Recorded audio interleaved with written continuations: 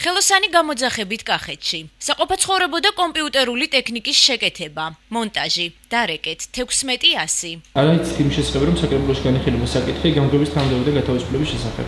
განიხილება ეს რაღაც იყო ესეთი საუბრები, მაგრამ ოფიციალურად ბიუროს ყდომა არ ქონია, განხილვა არ ყოფილა, ოფიციალური მხარე არ ყოფილა. საკითხი მზადდებოდა დათოს სამსახურიდან გათავისუფლებასთან დაკავშირებით. დღეს უნდა გავარკვიო რა ინფორმაციები აქვს დადებული იმასთან დაკავშირებით, რა მიზეზს უდევენ გამგებელს გათავისუფლებასთან დაკავშირებით.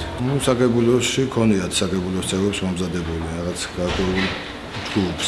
რა იცით იმის შესახებ, რომ საკრებულოს წევრებს იბარებენ და ამუშავებენ მათ, რომ გამგების გათავისუფლებას ფარ დაუჭირონ? ჩემი კოლეგები ვიღაცებზე გავიგებ ვიღაცებს უთქვიათ, რომ ხარი უნდა დაუჭიროთო დათოს განთავისუფლებას.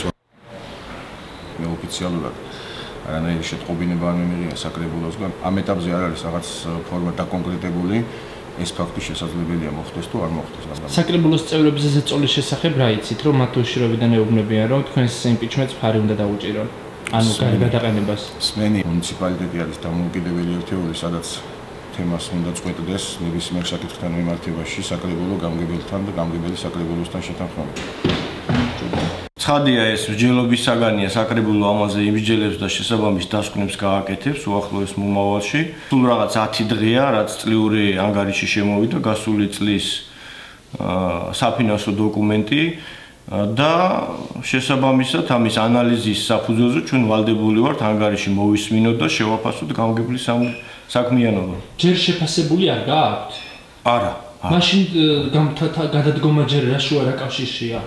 ვიდრე შეფასება. საკითხი დგას. საკრებულოს წევრებმა აღნიშნეს, რომ ხდებოდა საკრებულოს წევრების დაბარება, მათ შორის ამაში აქტიურად იყავით თქვენ ჩართული და ეუბნებოდით, რომ ხარი დაეჭერათ გამგებლის თანამდებობიდან დავით კექვაშვილის გათავისუფლების საკითხისთვის.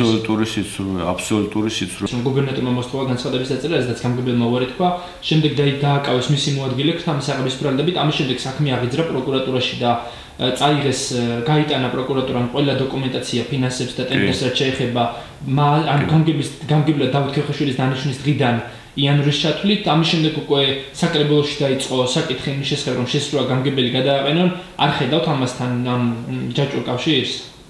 კავშირი რა თქმა უნდა ლოგიკურად არსებობს.